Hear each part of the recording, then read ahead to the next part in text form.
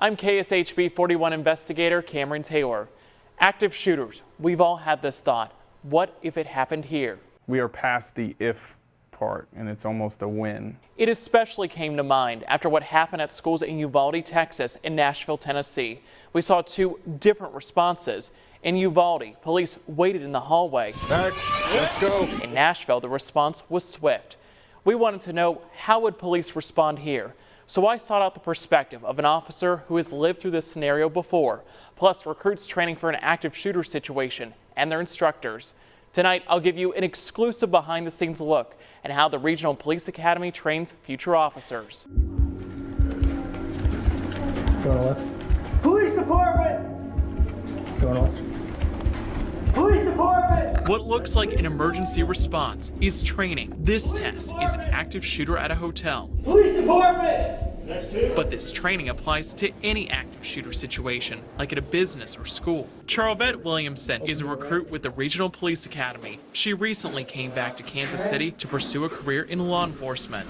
Clear. It's a lot to take in. It is. It very much is. There you go. But one thing for sure is that you know that it's going to be stressful, but you're breathing through it. So either you're here and he goes there. Kansas City police officer Jaron Forte is one of the instructors. He's showing the recruits different techniques to prepare them for the final test. That includes how to enter a room, move through a hallway with multiple officers, and identify the active shooter. Police Department! This training is more important now than ever, with it happening all over the country. So the question might be, we've seen what happened in Texas, we've seen what happened in Nashville. What is the right response?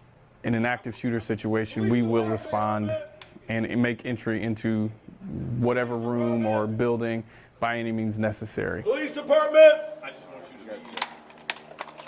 Forte says the focus is not only looking for the active shooter, but caring for victims. It's about recruits addressing what they see, taking the information in, and making a decision. For Williamson, the pressure was on. Yes, my adrenaline was pumping like it was through the roof. Clear. The FBI designated 50 shootings in 2022 as active shooter incidents. Nearly half happen in open spaces. Fewer than 10% happen in schools and homes.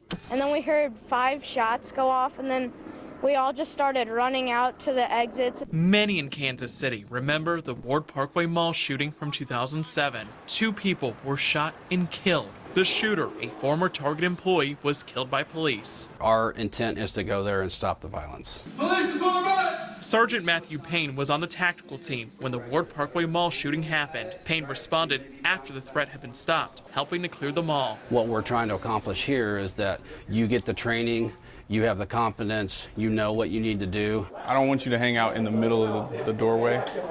I want you to use this as your pivot point. While this training includes guidance from instructors, the final test does not.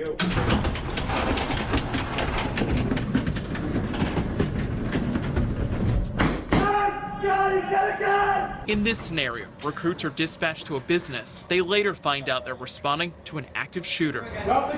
It's kind of their finals week of their police training here at the academy.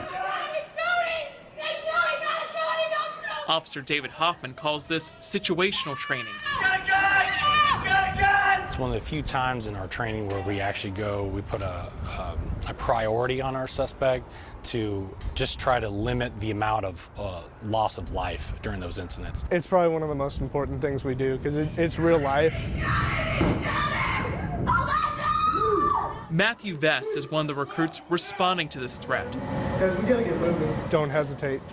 Gotta be fast, gotta be quick. Honestly, you just never know what kind of things they might set up for us to see how we might respond. Clear. For Williamson, her class will also get the chance to test their skills. And when it's time, Williamson knows she'll be ready, thanks to the bond she's formed with other recruits. Police Department! You don't always have to just make yourself seen.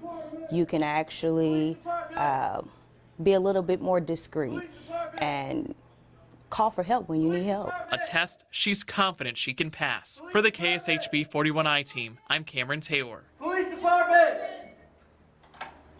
Police Department! Police Department!